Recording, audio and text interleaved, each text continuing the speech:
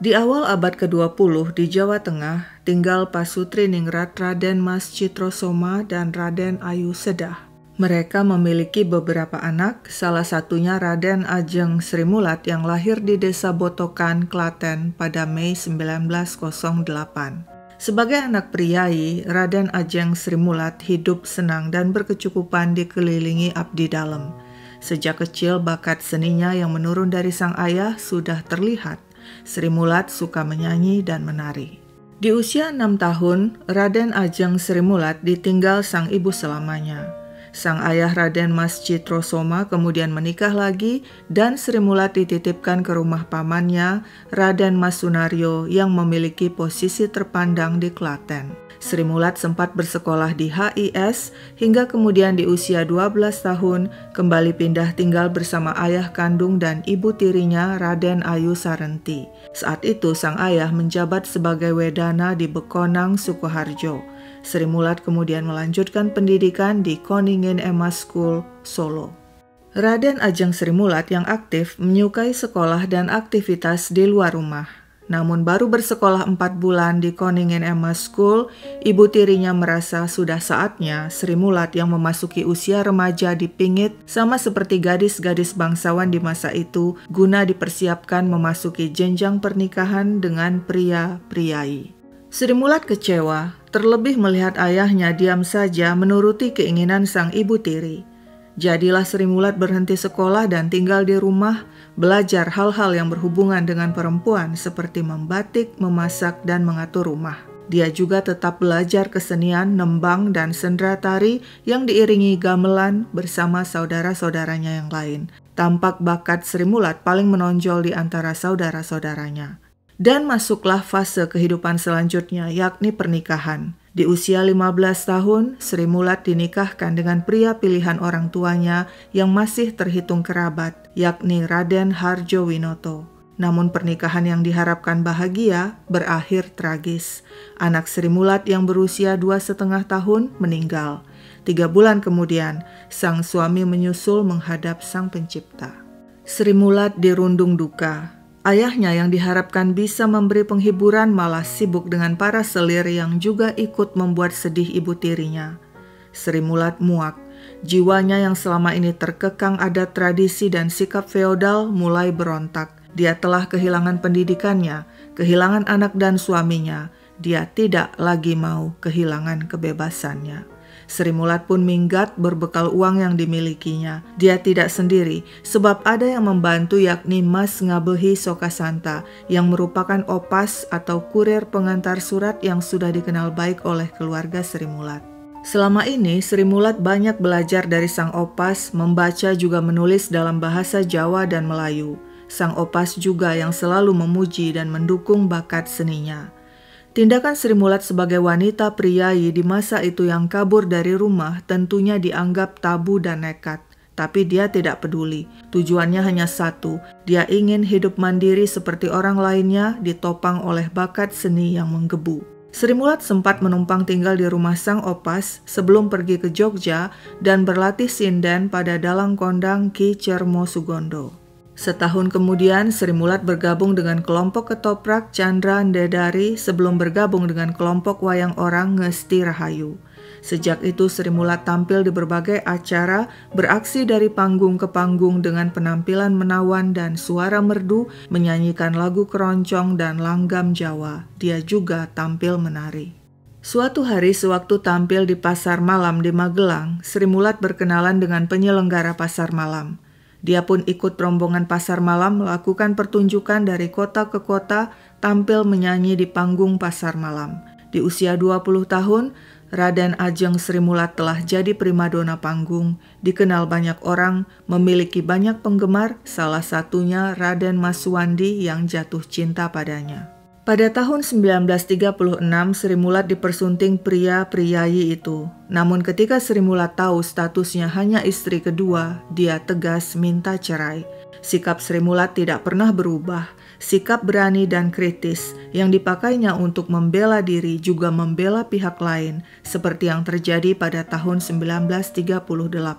Saat itu digelar sebuah kontes di Pasar Malam Amal Jogja yang dimenangkan Sulanjari, seorang perempuan biasa yang berhasil mengalahkan putri-putri priai. Hal tersebut menimbulkan protes dari kalangan priai yang mempertanyakan mengapa bukan putri-putri mereka yang menang. Dengan geram Sri Mulat melawan kaum bangsawan itu. Lewat wawancara dengan media, dia menegaskan dukungannya pada kemenangan Sulanjari. Meski pernikahannya berakhir dengan perceraian, Sri Mulat tidak menutup hati. Pada 1941 dia kembali menikah lagi-lagi dengan seorang priai, Raden Purwo Hadibroto, pegawai pemerintah di Besuki, Jawa Timur. Namun seiring berjalannya pernikahan, suaminya mulai melarangnya berkesenian. Sri Mulat yang tidak terima memilih berpisah.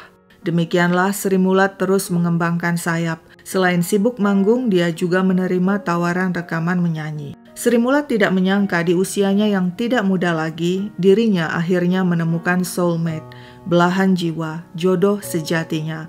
Kala itu, pada tahun 1947, Sri Mulat tampil menyanyi di Purwodadi diiringi sebuah orkes dalam rangka perayaan pembentukan Angkatan Laut RI. Di sana, dia berkenalan dengan seorang pria anggota orkes tersebut. Pria itu orang biasa, bukan priai, melainkan seorang Tionghoa bernama Ko Chien Tiong atau dikenal dengan nama Jawa Teguh Slamet Raharjo.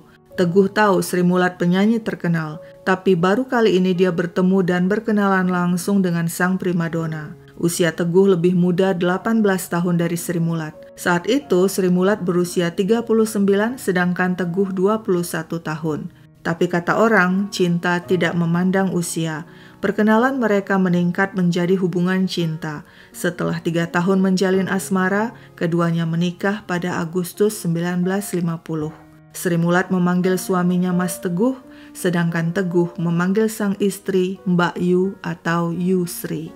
Bersama-sama, pasutri itu membentuk kelompok pertunjukan keliling dengan memakai nama Sri Mulat, yakni Gema Malam Sri Mulat, yang menampilkan gabungan lawak dan nyanyian berupa langgam Jawa dan keroncong. Sri Mulat bersama beberapa penyanyi lainnya tampil membawakan lagu diiringi gitar atau biola yang dimainkan Teguh. Dalam perkembangan selanjutnya, pertunjukan menampilkan lakon lawakan yang cukup panjang hingga 40 menit. Selain manggung, dalam kurun waktu 1949 hingga 56, Sri Mulat juga bermain film layar lebar. Di tahun 1957, kelompok Gema Malam Sri Mulat menjadi pengisi tetap pertunjukan di Taman Sriwedari, Solo. Pada 1961, Gema Malam Sri Mulat pindah ke Surabaya dan rutin tampil di Taman Hiburan Rakyat Surabaya. Nama Gema Malam Sri Mulat kemudian diubah menjadi Sri Mulat Review. Namun karena nama Sri Mulat Review ke barat-baratan dan saat itu Presiden Soekarno tidak suka pada segala sesuatu yang ke barat-baratan, maka pada 1963 nama diganti menjadi Aneka Ria Sri Mulat. Sementara itu, Sri Mulat sang primadona mulai sakit-sakitan akibat diabetes. Semua berawal ketika suatu hari Sri Mulat jatuh ke selokan saat hendak membeli makanan untuk keperluan Sri Mulat manggung di Banyuwangi. Akibatnya betis Sri Mulat terluka dan berdarah. Sri Mulat mencoba mengobati seadanya dan tetap tampil manggung di Banyuwangi. Namun luka di betis itu ternyata tidak kunjung sembuh hingga mengalami infeksi. Akibatnya Sri Mulat demam tinggi dan pingsan. Menurut dokter, luka infeksi sudah begitu parah dan mengatakan kaki Sri Mulat harus diamputasi. Tapi Sri Mulat menolak karena berpikir nantinya dia tidak akan bisa lagi tampil sempurna di panggung. Namun kemudian dokter menyampaikan hal paling mengejutkan. Penyakit diabetes Sri Mulat sudah begitu parah sehingga hidupnya tidak akan lama lagi. Sri Mulat terguncang, meski akhirnya bisa menerima kondisinya. Dia malah memikirkan sang suami Teguh yang tidak bisa diberinya keturunan. Saat itu ada anggota baru bernama Juwariah alias Juju, gadis remaja cantik yang rela meninggalkan sekolah untuk menjadi insan panggung. Awalnya Juju tampil menari, kemudian atas dorongan Teguh, Juju juga tampil menyanyi dan melawak. Penampilan Jujuk mendapat sambutan hangat penonton karena berbakat, cantik, dan muda. Dirinya menjadi kembang panggung. Sri Mulat yang dekat dengan Jujuk yang turut membantu merawatnya menjodohkan sang suami Teguh dengan gadis itu. Dia ingin sepeninggal dirinya, Teguh menikahi Jujuk dan memiliki anak. Teguh sempat marah mendengar permintaan Sri Mulat sebab dia mencintai Sri Mulat setulusnya meski mereka tidak memiliki anak.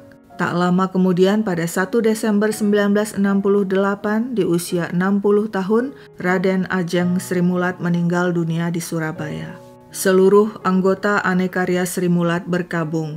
Sang primadona telah berpulang meninggalkan nama yang kemudian akan melegenda dan dikenal sebagai kelompok lawak atau komedi di tanah air yang memiliki begitu banyak penggemar dari Sabang hingga Merauke, dari rakyat jelata hingga presiden. Begini ceritanya. Sepeninggal sang primadona, kelompok Anekarya Sri Mulat berada sepenuhnya di bawah kepemimpinan Teguh yang tidak lagi menampilkan nyanyian tapi fokus ke pertunjukan lawak. Sementara itu Teguh juga mulai mengenal Jujuk lebih dekat. Sekitar 2 tahun kemudian pada September 1971, sesuai pesan mendiang Sri Mulat, Teguh dan Jujuk menikah. Mereka dikaruniai 4 anak, 2 laki-laki dan 2 perempuan. Komplit sudah kebahagiaan pasangan itu. Terlebih Anekarya Sri Mulat semakin maju di bawah kepemimpinan Teguh yang juga melebarkan usaha dengan mendirikan perusahaan Sri Mulat Film Production yang memproduksi film komedi. Film komedi berjudul Mayat Cemburu dibintangi anggota Sri Mulat antara lain Johnny Goodell dan Karjo ACDC. Karjo ACDC merupakan pemeran waria pertama di Sri Mulat sebelum kemudian Tesi bergabung. Namun mulai timbul ketidakpuasan terhadap kepemimpinan Teguh. Pemain antara lain merasa bayaran mereka kecil. Sebagian pemain termasuk Johnny Goodell memilih keluar dan membentuk kelompok lawak sendiri. Tapi sebaliknya, anggota baru pun banyak yang bergabung dengan Anekarya Sri Mulat. Pada 1972, kelompok lawak itu mendapat kesempatan tampil di ibu kota di Taman Ismail Marzuki, Jakarta sebagai utusan daerah Surabaya. Nama mereka semakin dikenal masyarakat. Ketika kemudian pada 1975 Sri Mulat kembali membuat film dengan judul Walang Kekek, popularitas semakin tak terbendung. Penonton membludak setiap kali kelompok Sri Mulat manggung. Pada 1979, Tesi ikut bergabung. Dia tampil sebagai waria dengan makeup dan jari-jari dihiasi cincin batu aki jumbo. Selanjutnya turut bergabung Gepeng, Timbul, Basuki, Tarzan, Asmuni, Nunung, Nurbuat, Kadir, Rohana, juga Polo, Gogon, Doyo, Mami Prakoso, Eko DJ, dan lain-lain. Mereka disebut sebagai generasi kedua Sri Mulat. Melihat pamor Sri Mulat semakin cemerlang, Teguh membentuk Anekarya Sri Mulat cabang Solo meskipun gagal dan akhirnya ditutup. Pada November 1979, Anekarya Sri Mulat resmi membuka cabang di Jakarta. Mereka tampil rutin di Taman Ismail Marzuki. Karena pertunjukan Sri Mulat cabang Jakarta selalu ramai penonton, maka para pemain Sri Mulat Surabaya dikerahkan datang ke Jakarta untuk menghibur penonton. Akibatnya, Sri Mulat Surabaya yang tidak punya pemain andalan jadi sepi penonton. Pada Oktober 1981, Anekarya Sri Mulat mendapat kesempatan emas, tampil permanen di Taman Ria Remaja Senayan. Penggemar mereka semakin banyak dari berbagai kalangan, mulai dari orang biasa hingga pejabat. Terobosan terbesar yang membuat nama Sri Mulat semakin luas dikenal di tingkat nasional sejak 1982, TVRI menampilkan pertunjukan lawak Sri Mulat secara rutin 2 kali setiap bulannya. Penonton akrab dengan penampilan dan karakter khas masing-masing pemain, seperti sang primadona Jujuk yang selalu tampil dengan kebaya dan sanggul klasik Jawa, Tarzan dengan gaya yang gagah, berwibawa dan selalu rapi, Asmuni yang dikenal dengan ucapannya hil yang mustahil, juga Gepeng yang terkenal dengan kalimat khasnya untung ada saya. Gepeng merupakan salah satu pemain yang paling disukai penonton. Karena ucapan khasnya, untung ada saya sangat terkenal, sebuah film pun dibuat dengan judul yang sama, dibintangi personil Sri Mulat, termasuk Gepeng, Jujuk, Tarzan, Asmuni, dan Timbul. Karena semakin terkenal, Gepeng jadi lebih sibuk menerima job dari luar, sehingga kehadirannya di kelompok Aneka Sri Mulat tidak maksimal lagi. Akibatnya, Teguh sang pimpinan memecatnya. Tahun demi tahun terus berlalu. Kejayaan Sri Mulat perlahan meredup karena orang mulai bosan. Sebab tidak puas dengan manajemen Sri Mulat, personilnya pun banyak yang mundur dan membuat grup lawak sendiri. Sri Mulat cabang Semarang akhirnya gulung tikar pada November 1988, diikuti Sri Mulat cabang Jakarta pada Maret 1989 yang menunggak utang sewa gedung kepada pihak Taman Ria Remaja Senayan. Pada akhirnya, Sri Mulat Surabaya yang merupakan induk juga turut bubar. Selama memimpin Sri Mulat, semua otoritas, aturan, dan kendali berada di tangan Teguh. Para anggota merasa, meski nama mereka populer karena Sri Mulat, namun Sri Mulat tidak bisa membuat mereka hidup berkecukupan sebab bayarannya tidak banyak. Para anggota malah menjadi lebih makmur dan bisa membeli rumah sendiri setelah keluar dari Sri Mulat dan membentuk grup lawak sendiri. Menurut Asmuni, sebenarnya Sri Mulat masih bisa diselamatkan asalkan manajemennya dibenahi. Sementara itu Basuki mengatakan manajemen Sri Mulat tertutup, tidak demokratis. Itulah alasan yang membuatnya keluar. Keluhan pemain tidak didengar. Semua ditentukan tanpa mendengarkan keinginan pemain. Contohnya kalau dapat job, pemain hanya kebagian ala kadarnya. Sementara manajer mendapat jauh lebih besar.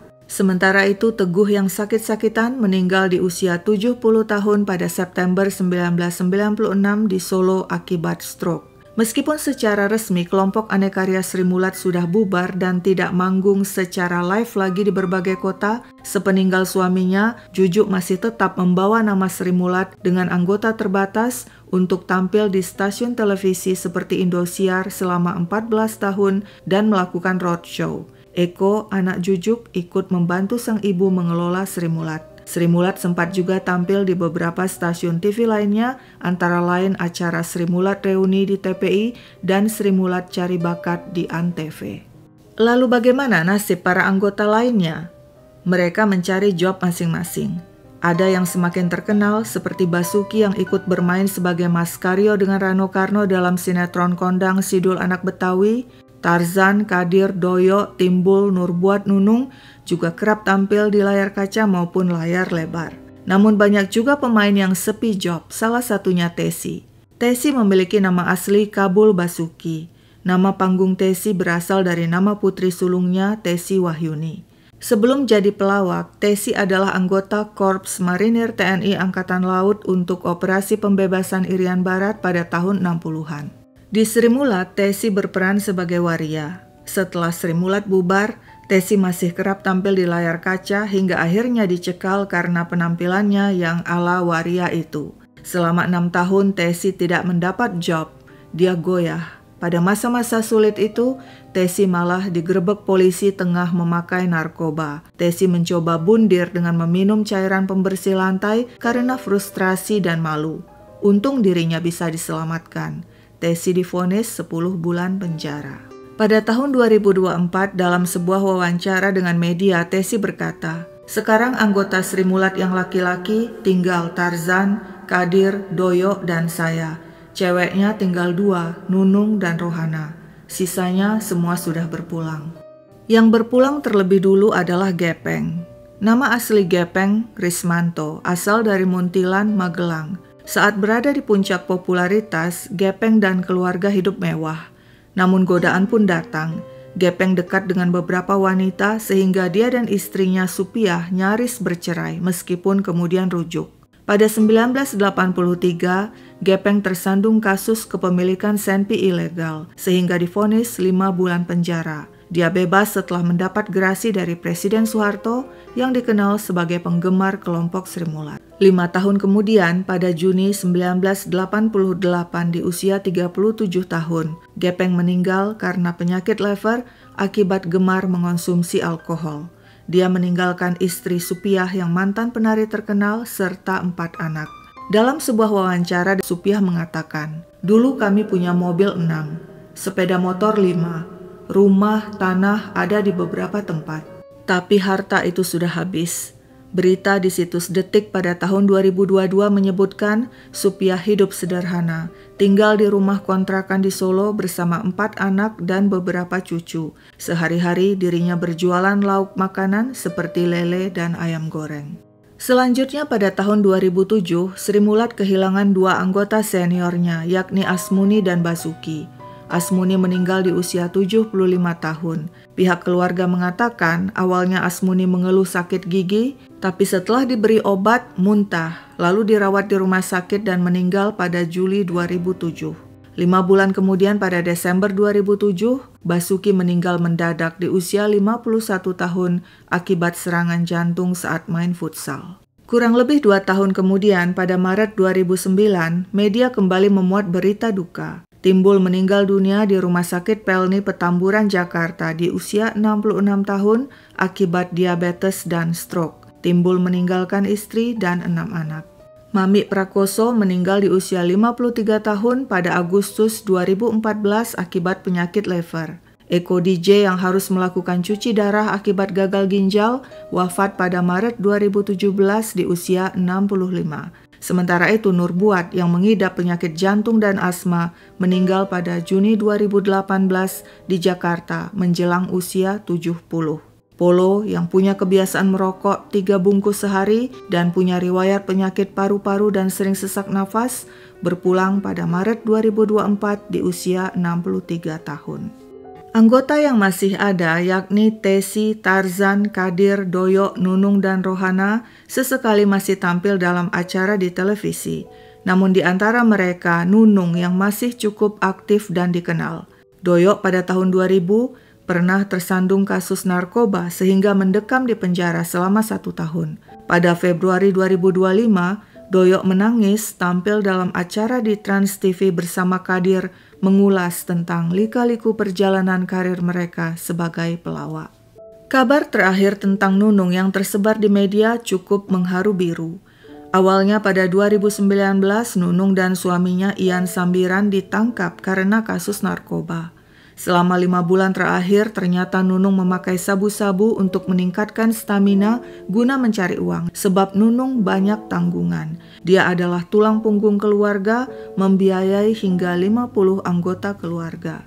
Nunung pun harus menjalani rehabilitasi, akibatnya pemasukannya berkurang.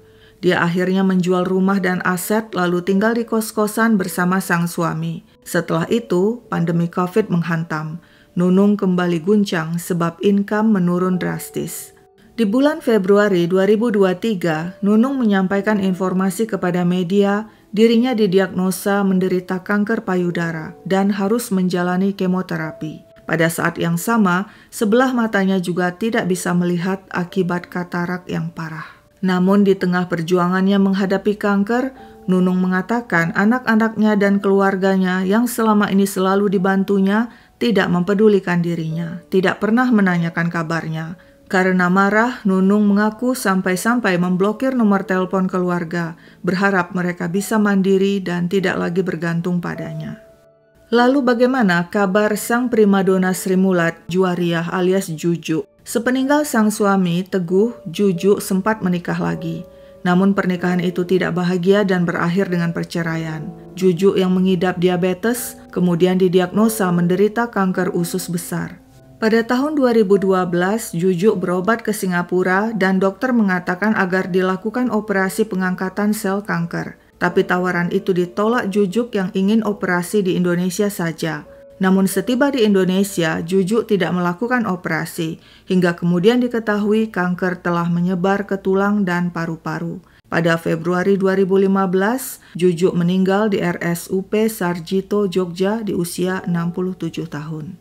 Juju dimakamkan di tanah makam keluarga yang berlokasi di TPU Bonoloyo, Solo, satu liang lahat dengan sang suami, Teguh Slamet Raharjo alias Ko Chien Tiong. Film Sri Mulat Hil Yang Mustahil dirilis tahun 2022, merupakan film komedi kisah nyata kelompok lawak tersebut. Tirai panggung Sri Mulat sudah ditutup, namun kenangan akan kelompok lawak legendaris itu akan tetap hidup, tercatat dalam sejarah seni Indonesia. Siapa sangka semuanya berawal dari usaha seorang gadis priayi, Raden Ajeng Srimulat, yang memberontak dari tradisi dan adat yang mengungkung demi mewujudkan bakat seninya, sehingga kemudian menjadikan Srimulat kelompok komedi atau lawak pertama dan legendaris di Indonesia. Sekian dulu ceritaku, sampai jumpa kapan-kapan.